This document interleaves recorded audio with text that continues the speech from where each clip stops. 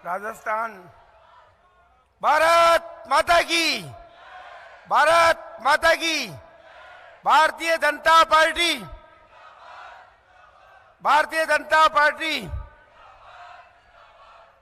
आज राजस्थान चुनाव के श्री गणेश के अवसर पर हमारे प्रधानमंत्री जी की विशाल आम सभा में उपस्थित सभी पार्टी के प्रदेशाध्यक्ष आदरणीय सीपी जोशी साहब, मेवाड़ का नाम देश भर में मेवाड़ का नाम गौरव करने वाले मेवाड़ के और हमारे पार्टी के प्रत्याशी आदरणीय विश्वराज सिंह जी,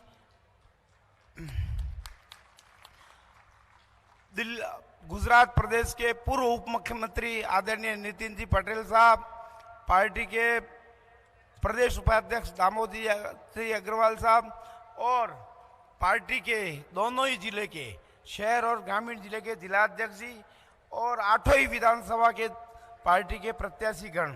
आज हमारे लिए सौभाग्य का विषय है कि आज वो जननेता इस विशाल आम सभा के अंदर पधारने वाले हैं कुछ ही समय में, जिन्होंने देश के 75 वर्ष के इतिहास को बदला है। साहब मुंह से बोला नहीं है, करके दिखाया है।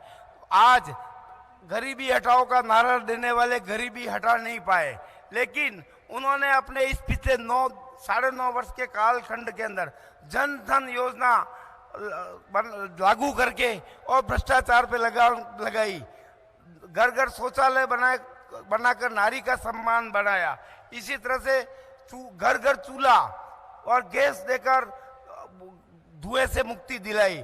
ऐसी कई योजनाएं, किसान सम्मान निधि देकर किसानों का गौरव बढ़ाया।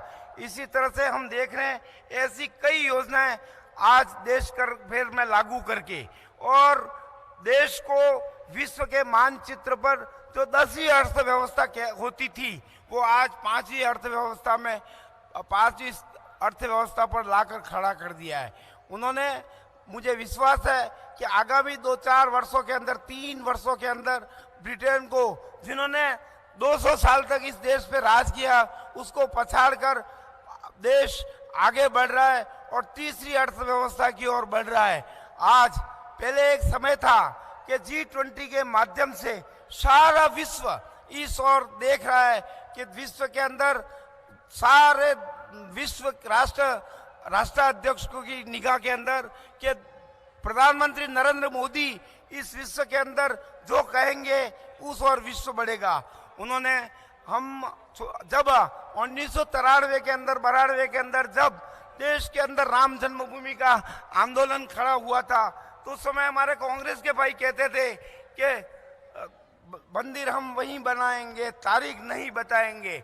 आने वाले समय के अंदर मैं कांग्रेस के भाइयों को कहना चाहता हूं कि जिस दिन प्रधानमंत्री जी फिर लोकसभा के चुनाव के अंदर जाएंगे और 24 जनवरी को भगवान राम 500 वर्ष के इतिहास को पलटकर उस भव्य राम मंदिर के अंदर बिरानेंगे। एक दूसरी तरफ कांग्रेस है जो थोथे वादे कर रही है, झूठे आश्वासन दे रही है और जब जनता का विश्वास उससे उठ रहा है और प्रयास कर रही है कि कानून व्यवस्था के नाम से राजस्थान के अंदर कानून व्यवस्था चौपट है, 18 रेप होते हैं, डकैतियां होती है। आज की घटना बताता हूं, शहर विधानसभा के अंदर वार्ड नंबर 8 के अंदर चर्च और वो वहाँ मस्तान बाबा का जो क्षेत्र है वो पूरा क्षेत्र आज आतिताइयों के और समाज विरोधी तत्वों के चंगुल में फंसा हुआ है। वहाँ एक कल रात को 10-11 बजे नग्न अवस्था के अंदर युवती का शव मिला और जब पता लगा रात को 11-12 बजे लाश को मोर्चरी पहुंचाई और उसके बाद उनसे प्रशासन के पास जब हमने उनके सामने ये मांग रखी कि भाई आज ऐसे अपराध पहले भी 2-3 बार हो चुके हैं तो आप इनके अपराधियों को गिरफ्तार करो, चौकी कायम करो। वो पूरा ड्रग्स का एरिया बन चुका है क्योंकि कांग्रेस के प्रति लोगों का हो गया है कि भाई ये तुष्टीकरण वाली सरकार कुछ करेगा ही नहीं और दिन बे दिन कानून व्यवस्था चौपट कर चुके हैं। मैं तो आपसे एक ही निवेदन करने के लिए हाजिर हुआ हूं कि कांग्रेस अब इस राजस्थान के अंदर जनता का विश्वास खो चुकी है। और मीडिया कह रहा है कि जब इन्होंने इतने घोषणाएं की तो देश की जनता ने ये बात कह दी कि प्रधानमंत्री जी कहेंगे तो हमको 55% भरोसा है और गहलोत कहेगा 30% 35% भरोसा है। यही भरोसा भारतीय जनता पार्टी को सत्ता की ओर सीढ़ियों पर ले जाएगा।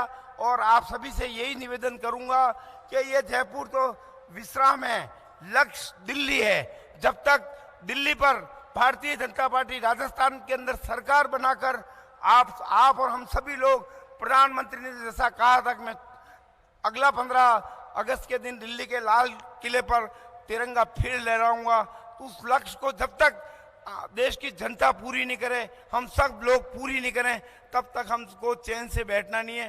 पुनः आपसे निवेदन करता हूं कि उदयपुर जिले की सभी भारतीय जनता पार्टी की सीटों पर भारतीय जनता पार्टी के प्रत्याशियों को वोट देकर जीता है। यही बात कह के अपनी बात को विराम देता हूं। जय भारत, जय हिंद।